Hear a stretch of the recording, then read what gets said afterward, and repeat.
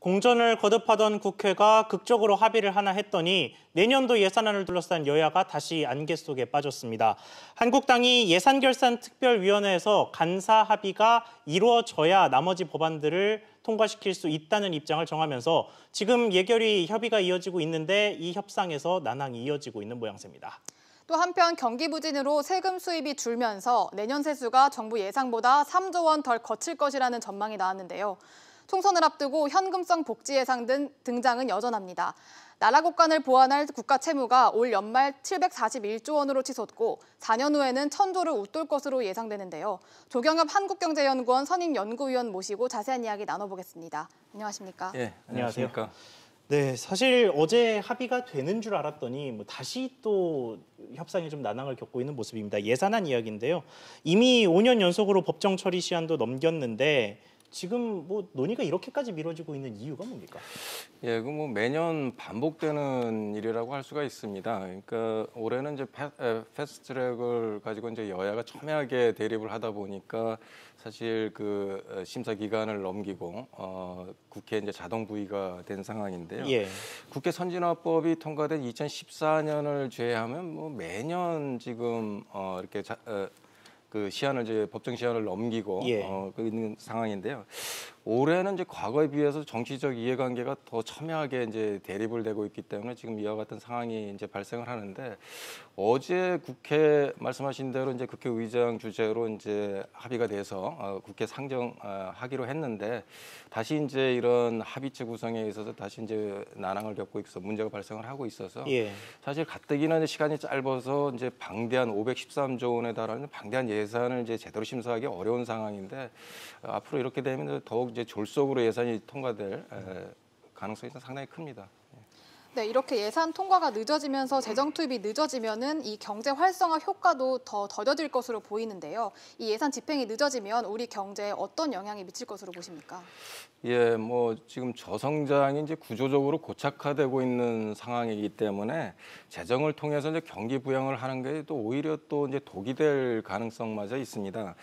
그 실제 성장률이 이제 잠재 성장률을 밑도는 이제 GDP 갭이 2013년부터 시작을 해서 지금은 점점 더 그게 이제 폭이 확대되는 추세에 있습니다. 거기에 이제 저물가마저 이어지면서 그 디플레이션이 이제 우려되고 저성장이 이제 계속해서 갈 거다 이런 이제 우려가 나오고 있지 않습니까? 그래서 이런 상황에서는 재정 확대보다는 이제 구조 조정이나 그다음에 규제 개혁을 통해서 4차 산업 기술에 대한 투자를 하고 그다음에 민간의 활력을 높이는 데 좀 초점을 맞춰야 된다고 생각을 합니다.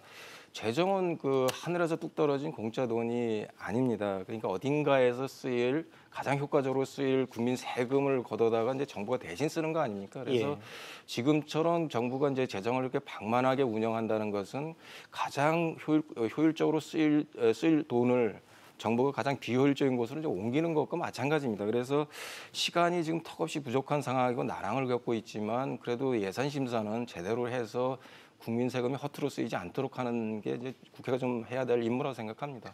네, 그러면 이번에는 그 예산안의 내용에 대해서 조금 더 깊게 들어가 보겠습니다. 이게 워낙 많은 액수, 역대 최고였던 513조 원을 이제 정부안으로 제출이 됐는데 예산안의 액수가 워낙 많다 보니까 삭감액도 좀 많았던 것 같습니다. 1조 원이 넘게 삭감됐다고 하는데 이 부분은 어떻게 보십니까?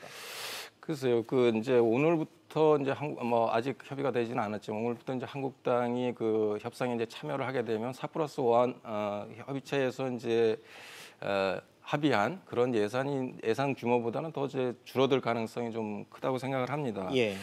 어느 정도 이제 삭감이 될지는 이제 두고 봐야겠지만 그 4+1 협의체가 제시한 512조를 가정을 하더라도 올해 예산에 비해서 7.6%나 증가를 하는 겁니다. 그러니까 경상 성장률에 비해서 2배 가량 이제 증가를 하는 건데 이렇게 되면 이제 3년 연속 경상 성장률보다 재정 지출이 2배 이상 증가하는 것이 3년 연속 이제 이어지는 건데요. 이런 것은 이제 외환위기나 이제 글로벌 금융위기 때를 제외하고는 이제 없었던 일입니다. 그래서 이런 식으로 이제 재정 건전성을 이렇게 되면 이제 재정 건전성이 크게 악화되고 재정의 지속 가능성이 상당히 우려되는 이런 상황이 되기 때문에 예비 타당성 조사를 통과하지 못하는 이제 국책 사업이라든가 그다음에 무조건적으로 주는 현금성 복지 그다음에 지금까지 봐왔지만 별 효과가 없는 일자리 예산 이런 것들을 좀 가지고 좀 심도 있게 검토를 하고 삭감하는 작업을 해야 된다고 생각합니다. 네, 조금 전 복지 예산 잠시 언급하셨는데 이 보건복지 노동부문 예산이 상당히 많은 것으로 나왔는데 정부 안에서도요. 근데 이번에 수정안에서 또 증액이 됐다고 합니다. 이렇게 복지 관련 예산이 증액된 이유를 어떻게 보십니까? 뭐 내년 선거를 의식한 뭐 여야가 이제 경쟁적으로 이렇게 늘리기 때문에 그런 건데요. 그 복지를 줄이자고 하면 이제 표가 떨어지기 때문에 예산을 이제 통제하고 줄여야 되는 이제 야당 입장에서도 이게 이제 복지를 줄이는 데는 상당히 소극적이고 아니면 또 오히려 지금처럼 이렇게 늘리자는 주장을 하게 됩니다. 그러다 보니까 자꾸 복지가 늘어나는 건데 그 복지 중에서도 보면 이제 기초연금이 가장 큰 폭을 차지하고 있는데 지금 올해 11조 원에서 이제 내년에 13조 원으로 이제 증가를 합니다. 이제 소득 하위 40%에게 이제 30만 원으로 이제 수혜 금액을 늘렸기 때문에 이렇게 되는 건데 노인 빈곤을 생각하면 좀 맞는 방향이라 생각을 합니다. 그렇지만 이제 예산 제약을 생각을 해서 저소득층의 이제 기초연금을 늘리면 고소득층의 기초연금 좀 줄이는 방향으로 이렇게 이제 가야 되고요. 아동 수당의 경우도 대부분이 이제 고소득층에 이제 쏠리는 현상이 있습니다. 그래서 아이들이 많기 때문에 그러다 보니까 이제 이 아동 저출산을 위해서 이제 그 필요한 분들한테 이제 더 많은 이제 수혜금을 주더라도 이제 대신에 고소득층에 이제 주는 아동 수당은 좀 깎는 이런 방향으로 가야 될 것 같고요. 이 밖에도 이제 근로 유인을 약화시키고 이제 실업 기간을 늘리는 이제 이런 구직 급여라든가, 그다음에 최저임금 인상으로 인해서 야기된 일자리 안정자금이라든가, 그다음에 청년 구직의 수당. 뭐 이런 것들은 사실 정책을 수정하면 이제 안 써도 되는 돈들이었는데 정책을 잘못해놓고 이제 재정으로 이렇게 메꾸려다 보니까 자꾸 돈이 들어가는 겁니다. 그래서 이런 부분에 대해서는 조금 더 이제 삭감하는 방향으로 가야 된다고 생각합니다. 네, 다시 이 예산안 정하는 절차를 좀 짚어봐야 될 것 같은데요. 지금 한창 합의를 하고 있는 예결위 관련 이야기인데 이게 예결위에서 워낙 좀 그 적은 수의 의원들이 밀실에서 합의를 하는 식으로 합의가 이루어지다 보니까 뭐 다른 의원들이 우리 지역구 예산에 이것 좀 해달라고 쪽지로 찔러놓는다는 얘기도 있고요. 뭐 이런 식으로 되다 보니까 이렇게 비효율적으로 그 예결위를 불릴 바에야 아예 상임위로 공식화를 하자 뭐 이런 의견도 나오던데 이 부분 어떻게 보십니까? 예, 맞습니다. 그러니까 뭐 쪽지 예산이니 카톡 예산이니 같이 이제 밀실에서 짬짬이로 이렇게 이루어지는 예산은 이제 포크배럴 예산이라고 하는데요. 이제 국회의원이 이제 재선을 하기 위해서는 이제 카톡이든 쪽지든 간에 어떤 수단을 써서라도 이제 예산을 자기 지역구로 이렇게 끌어올려는 충동을 항상 받게 됩니다. 그렇겠죠. 자기 지역구로 예산을 가져오려다 보니까 불필요하게 이제 다른 곳에 다른 지역에 배분된 예산 돈지를 눈 감아주는 이제 이런 현상이 이제 포크배럴 현상인데 이것은 이제 우리나라뿐만 아니라 선진국에서도 가장 이제 많이 나타나는 행태라고 할 수가 있습니다. 그리고 이제 우리나라는 이제 정부 예산안이 90일 전에 국회로 넘어와서 실질적으로 예산 심사를 하는 기간이 30일뿐이 안 됩니다. 그래서 30일 가지고 제대로 된 예산을 할 수 없다는 이제 이런 문제점도 이제 함께 갖고 있습니다. 그래서 해외는 좀 더 긴가요? 그렇죠. 그러니까 해외는 이제 지금 말씀드리겠지만 미국이나 영국은 이제 이런 예산위하고 감사위가 이렇게 구분이 돼 있습니다. 그래서 항상 이제 정부가 예산 집행을 항상 상시적으로 이렇게 감시를 하고 그 결과를 예산안에 반영하는 이런 식으로 이제 가기 때문에 항상 이제 예산을 심사한다고 이제 볼 수가 있습니다. 그래서 우리나라도 이런 식으로 이제 상임위, 예결위하고 이제 감사위 이런 식으로 좀 나눠서 운영을 해야 된다고 생각을 합니다. 네, 또 한편 경기 부진으로 세금 수입이 줄면서 내년 세수가 정부 예상보다 3조 원 덜 거칠 것이라고 전망이 나왔는데 주로 어떤 부분에서 세수가 덜 거쳤습니까?